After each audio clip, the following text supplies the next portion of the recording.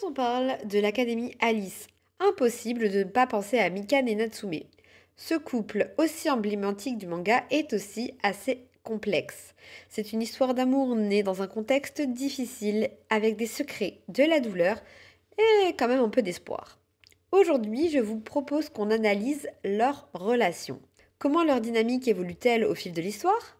Pourquoi leur romance est-elle aussi marquée par la souffrance? Et surtout, pourquoi ce couple a tant marqué les fans? Cette vidéo m'a été demandée début février et je suis ravie de vous la sortir aujourd'hui.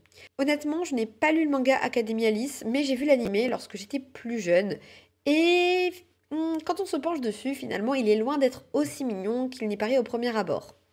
L'anime n'adapte pas d'ailleurs tout le manga et c'est un de mes projets de le lire un de ces jours, puisque en fait, eh bien, Gakuen Alice, l'Académie Alice, l'anime, je pense que ça est sorti surtout pour promouvoir le manga et donner envie de lire le manga. Il y a eu toute une vague voilà, d'animés qui sont sortis, qui commençaient l'adaptation d'un manga et qui ne terminaient pas l'adaptation.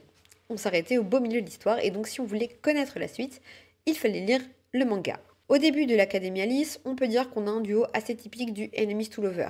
Mikan Sakura, c'est la lumière, l'optimisme, la naïveté, alors que Natsume Yuga est l'ombre, la douleur et la froideur. Dès leur première rencontre, leur relation est explosive. Natsume est cynique et rude avec Mikan. Mikan, elle, refuse de se laisser faire et tient tête à Natsume, toujours avec le sourire et avec une certaine dose d'optimisme. Mikan et Natsume se sont rencontrés à l'âge de 10 ans, alors que Mikan s'est enfuie de chez elle afin de retrouver sa meilleure amie, Otaru, admise à la fameuse Académie Alice et où Natsume est déjà élève. La première rencontre entre ces deux personnages est marquée par la violence, puisque lorsque Mikan arrive à l'académie, Natsume fait exploser un mur et tente de partir. En réalité, il s'agissait d'un exercice et il devait se cacher d'un de ses professeurs. Natsume est arrêté par un autre de ses professeurs, qui n'hésite pas à se montrer violent envers le jeune garçon. Et donc, Natsume est présenté à Mikan comme étant rebelle et surtout un enfant dangereux. Au sein de l'école, il y a des rumeurs sur Natsume disant que c'est un meurtrier. Lors de son réveil, puisque Natsume avait été assommée, Natsume n'hésite pas à empoigner la gorge de Mikan, à se montrer sur la défensive avec un comportement abusif, ce qui lui vaudra par la suite d'être appelé pervers par Mikan. Alors, qu'on soit bien clair, je ne cautionne pas du tout le comportement de Natsume envers Mikan. Voilà, les choses sont dites. Et en fait, je trouve d'ailleurs que c'est vraiment un très mauvais début de relation pour eux. Hein. Concernant les élèves de l'Académie Alice, il faut savoir qu'ils ont tous des capacités, habilités, qu'on appelle ici des Alice, qui sont plus ou moins surnaturelles. Par exemple, Natsume maîtrise le feu, et Mikan a l'Alice d'annuler les autres Alice. Du moins au début, car on finira finalement par apprendre qu'elle peut également voler des Alice, ce qui va de pair d'ailleurs avec le pouvoir de donner un Alice à une autre personne. Après moult péripéties, les relations entre Mikan et Natsume s'apaisent et ils vont devenir plus ou moins proches, plus ou moins amis. Lors d'un festival organisé par l'académie, Mikan invitera 2 fois Natsume à danser et 2 fois Natsume refusera. Non pas parce qu'il n'est pas intéressé par elle, mais parce qu'il veut protéger Mikan.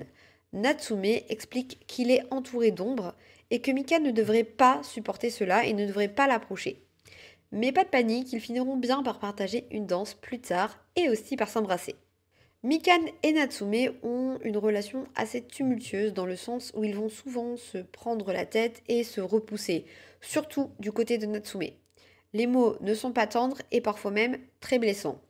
On est sur une relation assez toxique, mais bien écrite, qui fait quand même rêver les spectateurs et les lecteurs puisque ça fonctionne. En fait, on joue vraiment ici sur le enemies to lover et la trope des opposés s'attirent.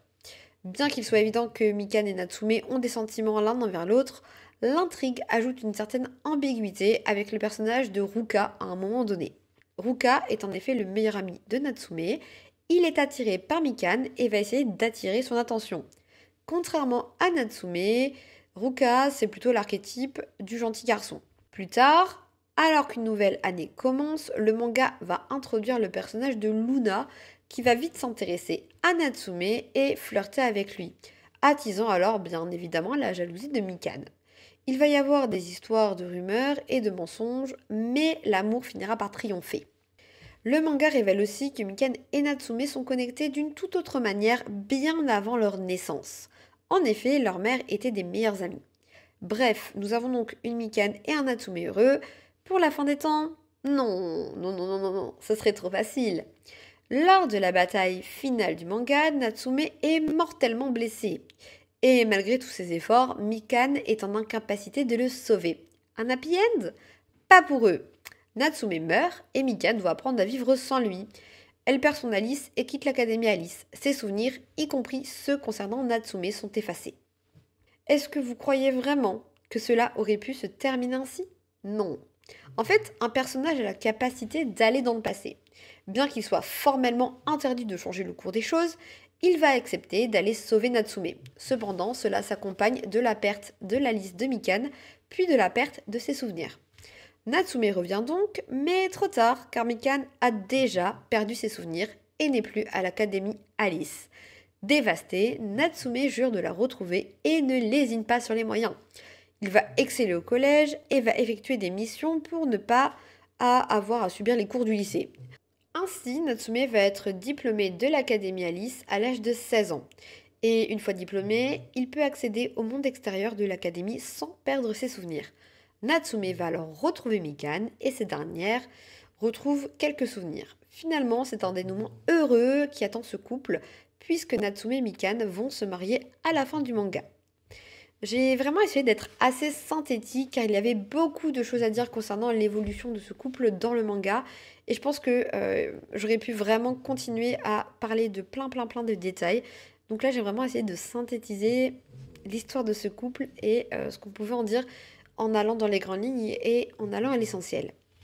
Très honnêtement, j'ai appris pas mal de choses en écrivant le script de cette vidéo et j'espère qu'elle vous aura plu. N'hésitez pas à me dire si vous connaissiez si bien l'histoire de Mikan et Natsume dans les commentaires. Et moi, je vous dis à très bientôt pour une toute nouvelle aventure magique.